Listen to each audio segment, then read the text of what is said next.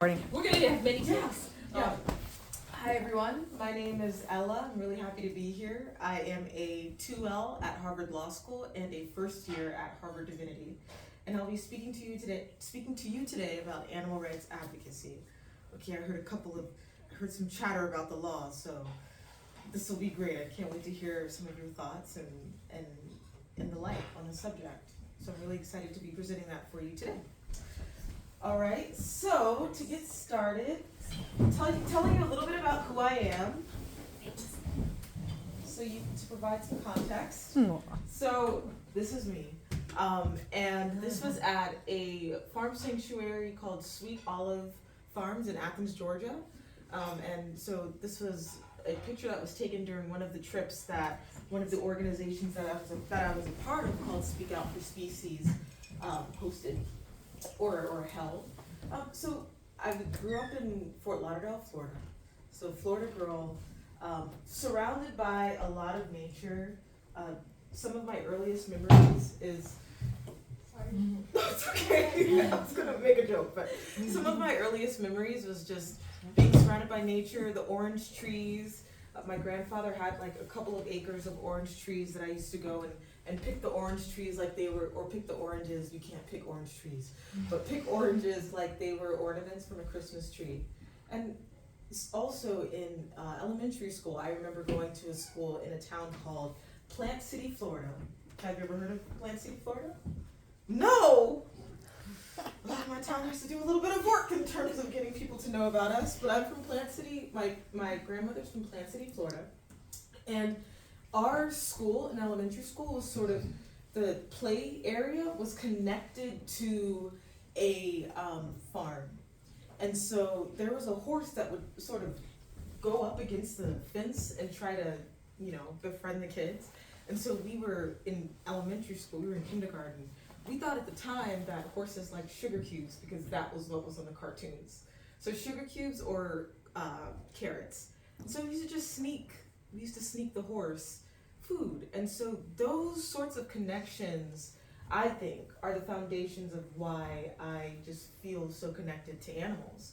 And I think that that's important because most people, when they look back, especially, as an adult, when we question why we think of animals as property and not living beings, it's not natural for us. We don't see a turkey or a chicken or a horse or a cow and think food immediately. I find that we think friend, to quote Nemo, friends, not food. And so those are some of the experiences that I had that informed me and led me to my path now, which is doing animal law work at Harvard Law.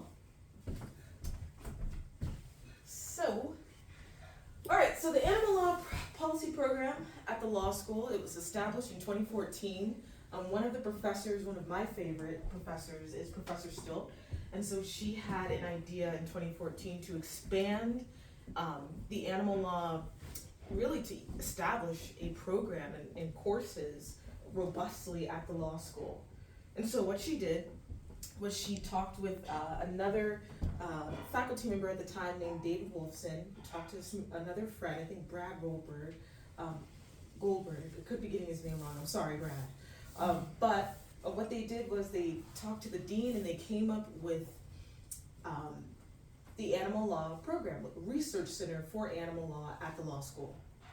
And so, what we do is we're committed to analyzing and improving the treatment of animals in the legal system. So before this, how many of you all even knew that animal law, by show of hands, that animal law was even a thing? You did? Like this? Okay, my hand would be all the way down if I were here and I was sitting in your shoes. I had no idea that animal law was actually a field of law. And right now it is novel. But for me, and for a lot of people actually, that's exciting because there's a lot of work that can be done. There's a lot of flexibility. There's a lot of change that can be made if you choose to do this path or if anyone chooses to explore it in any way. So, relatedly, I'm a part of the Animal Law Society. So the Brooks McCormick Animal Law Program is like the umbrella, And then you have the Animal Law Society, and then you have the clinic. The clinic does a lot of research. Well, excuse me. Not only do they do research, they do a lot of legal work, and they have real clients. And so even though you're in law school and you're not a lawyer yet, you're still able to do work for animals. You're still able to help in some way. So, right, it's really powerful stuff. It makes you want to just drop. So it is, the Animal Law Society is an organization that is sort of an offshoot of ALDF, which is the Animal Legal Defense Fund. So we're a student-run organization of the Animal Legal Defense Fund.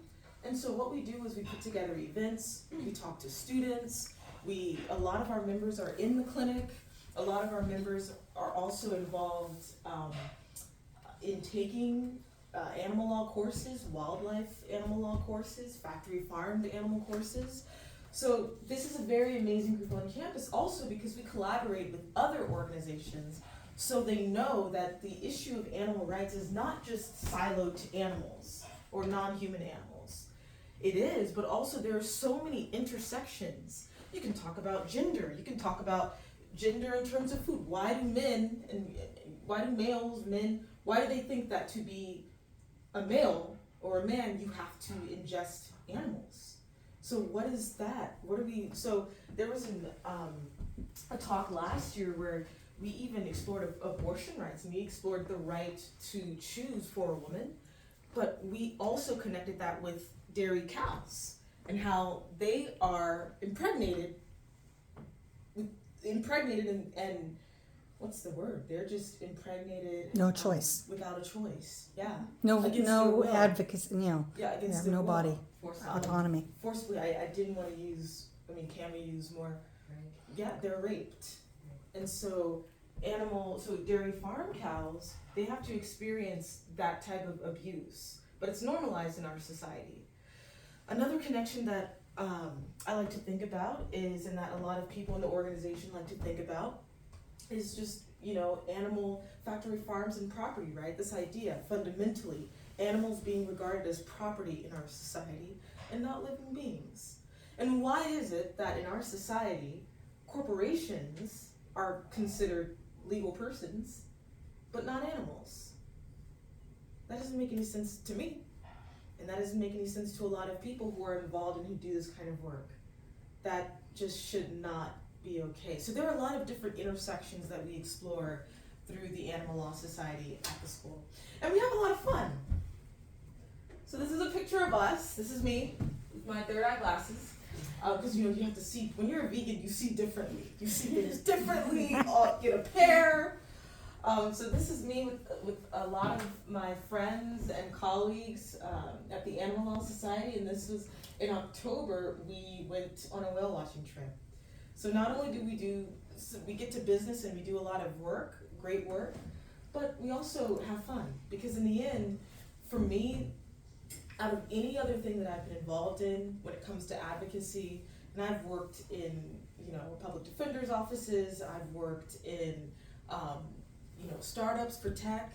I've done a lot of social justice work, and I care about it. But for me, when I work with animals, there's a lot of suffering that you see. There's a lot of cruelty that you see. I did some work for this nonprofit called Legal Impact for Chickens this summer.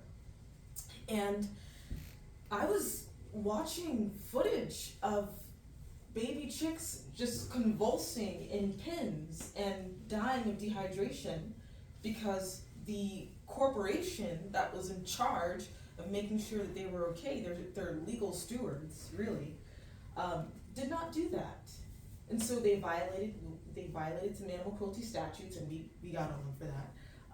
But ultimately, for me, I bring that up because even though I see that kind of work, I still get rejuvenated. I still feel a sense of hope and happiness that I don't feel as much when I work in other public interest realms.